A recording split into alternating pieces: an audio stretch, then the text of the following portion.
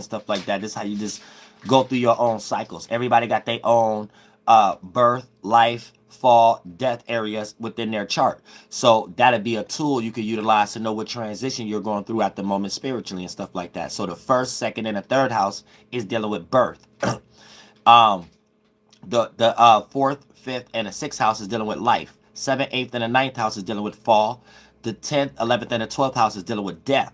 So for the most part, this puts you in a circumstance to know that when you got certain chakras, these are your spaceships to represent where you at spiritually at the moment. So anytime there's a transit, or when you're just looking at your own planets in your houses, it's let you know where you feel most comfortably at as a space, as a spirit, based on the forms you created in each space. So each of the 12 houses represent each space, and the planet there represent the spaceship there, right? And the spaceship represent what kind of desire it is, rather what kind of spaceship it is. So for the most part,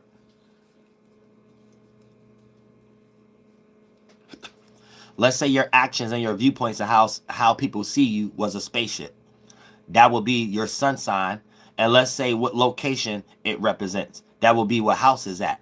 And let's say as a spirit, when you jump into that thing to be aware of it, to act on it and stuff like that, that's you as a spirit being in that location, jumping in that spaceship to fly in that area, in that house, in that location, in that state, and things of that nature. And when you look at it from that perspective, you're able to kind of develop a purpose in your life. For an example, right? My personality has to be filtered through teaching, or I wouldn't have a good character, and everything that I would try to do may not manifest. So I may not necessarily have to be a teacher, but I have to be a person that know how to express with his personality some form of wisdom, some form of, not even if we're robbing a bank.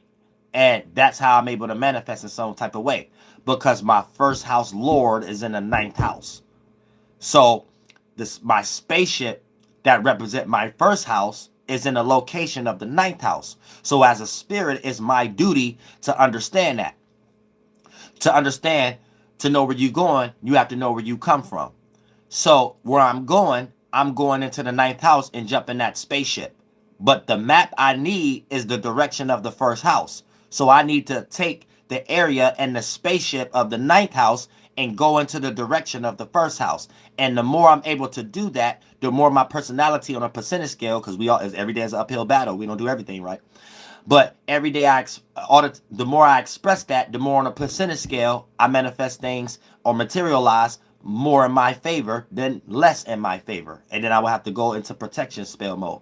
You see what I'm saying? So for the most part, the more I take my wisdom, knowledge, meanings, and reasonings to things, that area I'm at, and then jump in that spaceship, the sun in the ninth house, and that type of spaceship is the sun. So that's going to be the spaceship that you're supposed to drive 1, 2, and third dimension as your actions, your viewpoints, in which you want to show to others. So in that location, in that spaceship, I'm driving around in the city of wisdom, knowledge, meanings, and reasonings. Now, the spaceship I'm inside of is my actions, my mentality, you know what I'm saying, my character there. Now I need to go and drive to the first house area, my personality, personal issues and affairs, and bring everything I bought, paid attention to in that ninth house, bring it in my spaceship, my sun sign, and drive to the first house location, aka park when I get into the first house. My personality. Now unpack everything in my house that I bought in the first house from the ninth house area and all the stores there that I was aware of. I bought objects called wisdom, knowledge, and stuff like that to mop my floor with. Spirituality, expansion, travel, ninth house type stuff to mop my floor in my house of the first house. On the third dimension, that's me with my personality expressing things with wisdom and knowledge anytime I express my personal character, personal interest, personal affairs, which is personal people, places, and things in my life, or even when I need help with my personal issues or insecurities. The more I take my objects from the ninth house to clean those things up in my first house, aka in the 1, 2, and third dimension, express that with my personality, the more I reap benefits instead of reap what I sow.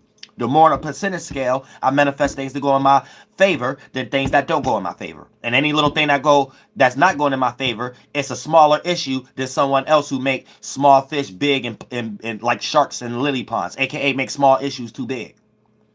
That's what I'm saying. So I'm giving y'all a game right now. So all jobs fall up under all the houses. I don't even necessarily have to be a teacher. As long as I'm using I could be a work at a car lot. As long as I'm using my personality for wisdom there. And therefore, I would make more money at that job than others. But let's say I didn't know astrology. I'm not Archangel Uriel, and put me in the same scenario. And I work at this car lot, but since I'm confused, I might be copying others. Sometimes I get things right. I'm living my whole life based upon validations and invalidations. So instead of me knowing my first house lord in the ninth house, sometimes by default, I'm doing first house when I express my personality and doing my actions in the seventh house. Sometimes, so anytime I personally express being too relatable or communicating too much, my personality may not come across well at that job. I might not be the one the manager always look at to give a raise to.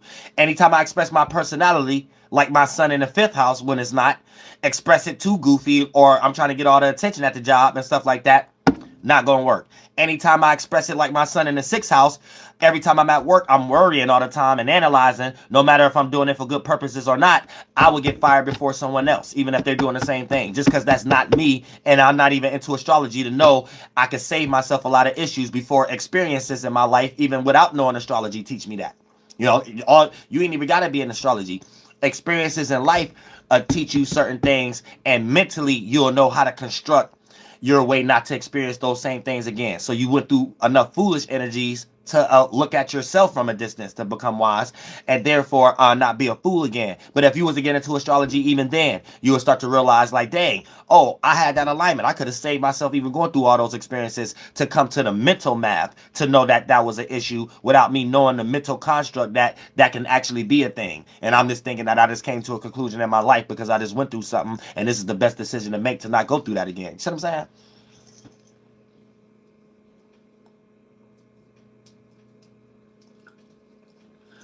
So, so that help y'all understand, you know, this mental jogging and stuff like that, and mental gymnastics, so you could be real physically shaped well at Planet Fitness and bring that mentality down here. And no matter how you look physically, can't nobody look at you in a weird way.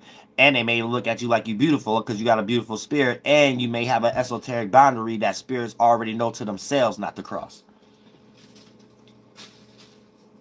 You know, and that's how you get things cracking in the spiritual world. Now also we got the moon squaring Chiron in Aries, so you may need to learn um how to react more sufficiently to the mistakes that you made anytime you was dealing with your passions, motivations, desires, or individuality, or self-centeredness or selfishness, because Aries is selfishness, Leo is self-centeredness, Sagittarius is scatteredness. So for the most part, but with Chiron being in Aries, right, the moon is in Cancer. So they're squaring at this moment. So you're going to have to learn how to emotionally connect in a more sufficient manner without reacting all negatively and moody when it comes to the mistakes that's already said and done, and there's nothing you can do to change it. So it's important to get over things right now also if you're having a disagreement with individuals during this particular time. So you're not developing more blockages, and because the energies in the sky is making you develop more ideas of how to dig even on more hole or burn even more bridges and think that is justified and it's for your spiritual growth or something like that. So don't let these energies wash you up under the current and things of that nature based upon what you have participated with the world for the outcomes to be what they are anyway. You see what I'm saying?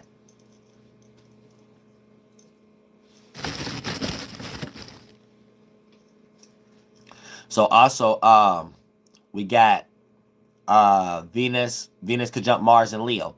So with Venus conjunct Mars and Leo, you know, your love matters and things of that nature may be all over the place too, and stuff like that. You may go too far for your passions, motivations, your desires. So like I said, it's not always dealing with a person.